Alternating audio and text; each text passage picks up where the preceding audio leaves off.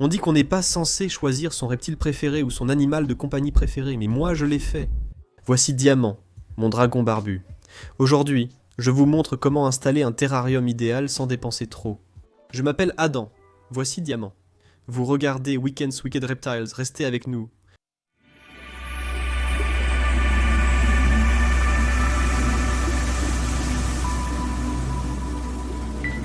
Donc, vous voyez Diamant dans presque chaque épisode, mais vous ne voyez jamais vraiment où il vit. Alors aujourd'hui, faisons un petit relooking de son terrarium, et commençons par le terrarium lui-même. Je l'ai acheté chez Cage. Merci beaucoup. Ils m'ont envoyé un terrarium de 1,20 m sur 60 cm, sur 60 cm de haut. Pour moi, c'est la taille idéale. Ça fait 450 litres. Je ne comprends pas pourquoi on utilise les gallons. Mais c'est sa taille. C'est celui qui est spécialement conçu pour les dragons barbus. Et on a une lampe halogène sur un support Arcadia. Finalement, c'est très simple pour quelque chose de basique. C'est du verre, ce qui est super, donc ça ne va pas se rayer comme certaines marques en acrylique pourraient le faire. Maintenant qu'on a la coque, allons-y, et commençons à mettre les choses en place. Et je veux que ce soit vraiment simple. Je ne vais pas traîner. Allons droit au but. On commence par le substrat. Pour le substrat, j'ai plusieurs choses. D'habitude, je mélange du sable de jeu. Ce n'est pas du sable de jeu, mais un mélange de fibres de coco et de sable de jeu. Maintenant, si vous prenez du sable de jeu lavé, peu importe où vous l'achetez, du sable de jeu lavé biologique, c'est tout. Je l'achète chez Canadian Tire ou Home Hardware. Et la fibre de coco est en brique. Vous l'hydratez. Attendez qu'elle sèche. C'est ainsi. Moi, je prends la mienne chez Home Hardware. Voilà. La question la plus posée lors de ma dernière vidéo était « Quel est le mélange ?» Je fais environ du 50-50. Ne compliquez pas, c'est un substrat naturel. Si vous trouvez du substrat ici ou à 500 mètres d'ici, il sera complètement différent.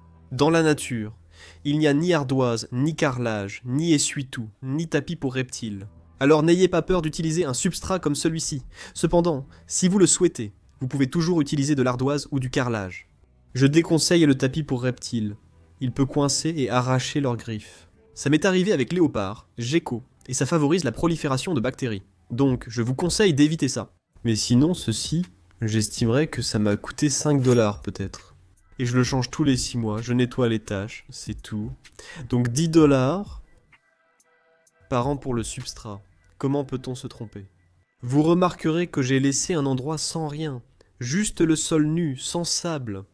Et la raison pour laquelle je vais faire ça, c'est que je vais un peu aller à l'encontre de mes propres conseils ici. Normalement, je dirais qu'une gamelle d'eau n'est pas nécessaire, mais Universal Rocks Canada m'en a envoyé une, donc je l'utiliserai. Et elle est juste assez peu profonde pour lui donner la possibilité de boire un peu d'eau s'il le souhaite, mais elle n'augmentera pas l'humidité, et je mets toujours la gamelle d'eau du côté frais. Ensuite, comme mentionné, les dragons barbus ont un problème de pores fémoraux qui peuvent se boucher. Cela arrive car ils ont trop de surface lisse et peu de surface rugueuse pour grimper et se déplacer. Le polychlorure de vinyle étant lisse, ce n'est pas adapté. On mettra donc une brique à la place. J'ai trouvé cette brique sur une de mes anciennes propriétés, il y a 10 ans. Peut-être même quand je vivais encore chez mes parents. Il y a 12 ou 13 ans, j'ai eu mon premier dragon barbu. Je l'ai toujours utilisé, nettoyé, et elle reste assez rugueuse pour être utile. Non seulement pour qu'il puisse frotter ses pores fémoraux, mais aussi pour que ses griffes ne restent moins pointues. Ça les lime un peu. Nous allons maintenant lui offrir un lieu pour se prélasser. Vous voulez une zone de repos surélevée car la lampe halogène ne fait que 50 watts, ce qui me suffit. Pour atteindre environ 46 degrés Celsius sur le point chaud, je dois la placer juste là, à 30 cm du sol. C'est 60 cm, donc c'est environ 30 cm, ou peut-être un peu moins, donc c'est à environ 25 cm de là. Et ça, il va falloir que tu expérimentes toi-même. Ça dépend de la température ambiante dans la pièce, de la hauteur, de la puissance de l'ampoule que tu utilises. J'ai essayé, et je sais que cette branche, à laquelle j'ai mis une fausse plante pour l'effet, est parfaite pour que Diamant se prélasse. Et tu vas voir avec ça qu'il y a des endroits où c'est un peu plus bas ou plus haut. Il choisit précisément sa distance et la température. Donc, si c'est 115 ici en haut et 110 ici en bas, il peut choisir d'être à l'un ou à l'autre. Mais assurez-vous simplement que votre zone de repos est disponible à la bonne température. Et si vous voulez savoir comment faire, il y a un guide d'entretien juste ici. Il vous dit exactement ce que vous devez savoir. Nous devons aussi prévoir des cachettes pour Diamant. Vous pouvez désormais acheter facilement en animalerie spécialisée en reptiles, c'est très bien. Ou ce que j'aime faire, c'est utiliser des rondins de liège. Parce que dans la nature, ces animaux, les dragons barbus, vont se trouver sur des troncs d'arbres, des poteaux de clôture ou des choses comme ça. Donc ça imite leur habitat naturel. Ce n'est pas du liège mais de l'écorce d'arbre, donc assez proche. Non seulement ça, mais je trouve que c'est plus esthétique. Ça ne ressemble pas à du plastique, même si c'est dans une grande boîte en plastique blanche.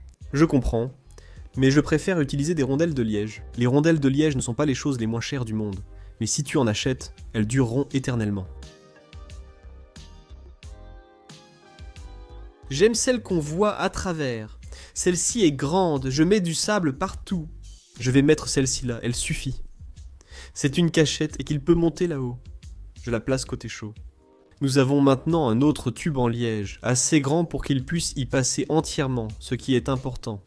N'ajoute pas de tube en liège, ce sera trop petit et étroit pour qu'il y entre. Parce que s'il peut juste entrer un tout petit peu, il risque de rester coincé. Et ensuite, tu es obligé d'essayer d'ouvrir ce genre de choses sans blesser ton dragon. Bonne chance pour y arriver. Alors, assure-toi que c'est de la bonne taille. Il peut clairement passer entièrement à travers si c'est son choix, ou il peut simplement l'utiliser pour grimper. Et on va placer ça du mieux possible, pour que ce soit joli, mais aussi fonctionnel pour le dragon. Je suppose que je vais en parler maintenant. Est-ce que je vais planter ce truc? Non. Et la raison, c'est que les dragons barbus sont connus pour creuser. Ils peuvent te creuser. Voilà. Diamant ne creuse pas souvent, mais j'ai déjà tenté d'en planter un, et il le détruit aussitôt. Donc les plantes la finissent un peu partout. Il y a une façon de faire. Je crois que Serpent Design a fait une vidéo où il faut fabriquer ses boîtes en grillage. J'essaie de faire ça pour tous. C'est très facile, bon marché et simple. Donc ce que je fais à la place, c'est simplement ajouter du feuillage artificiel. Ça rend juste l'ensemble plus joli, ça lui donne un endroit supplémentaire pour se cacher. Ce n'est pas nécessaire. Tel que c'est en ce moment, ce serait parfaitement adapté pour diamant. J'achète ça au magasin à 1$ ou au Canada, où tout coûte désormais 4$ sans raison. Par exemple, ceci coûte 3$. En Amérique, c'est environ 17 cents. Je suis au Canada au cas où vous l'ignoriez. Je vais n'en utiliser que 3, donc ça fait 9$ au total. Aux États-Unis, il coûte 1 à 1,50$, chacun soit 4,50$ maximum. Assurez-vous aussi d'enlever l'adhésif parce que vous ne voulez pas de l'adhésif. Même si c'est très rare que ça colle à ses écailles, donc vous l'arrachez simplement, et vous vous assurez que tout est bien enlevé, pas juste un petit peu. Et l'idée ici, c'est que vous pouvez les placer où vous voulez. Ce n'est pas vraiment pour la fonction, c'est surtout pour autre chose. Ce qui est important pour la fonction, c'est la chaleur, l'ultraviolet B. Vous avez besoin de ces choses-là. Un terrarium de cette taille était nécessaire, avec des zones pour grimper, des surfaces rugueuses et une gamelle d'eau. Le reste dépend de vos envies. Faites en sorte que ce soit beau et élaboré selon vos souhaits. Vous pouvez ajouter des éléments suspendus au plafond pour qu'ils puissent grimper. J'essaie simplement de vous montrer une version basique, une façon simple de le faire. Ce n'est pas intimidant, mais la décision vous appartient.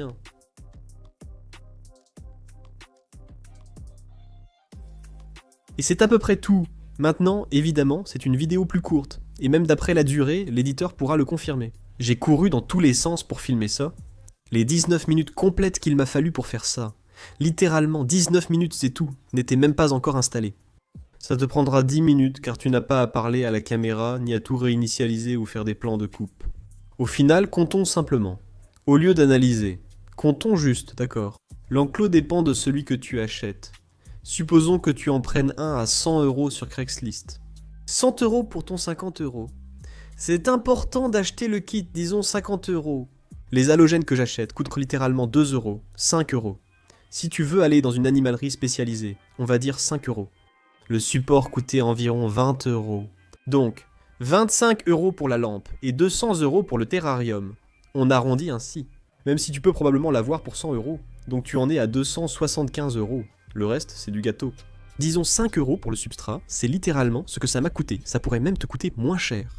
Les tubes en liège m'ont coûté environ 20€ au total, et le feuillage environ 5€. Pour la gamelle d'eau, tu peux utiliser un vieux Tupperware, ou en acheter une, disons pour 5€. Ça rend bien. Puis tu trouves une pierre dans ton jardin, et c'est gratuit. On affiche le total ici, car les maths sont compliquées. J'ai oublié ce que je disais. Mettons diamant dans son terrarium, et voyons sa réaction. Merci d'avoir regardé, de vous être abonné et d'avoir liké. J'apprécie. Cela aide beaucoup la chaîne. Merci spécial au soutien sur Patreon. Pour $1 par mois, profitez de vidéos exclusives, d'avant-premières et de réductions sur les produits dérivés. C'est tout. Je publie des vidéos les lundis et jeudis, donc à la prochaine.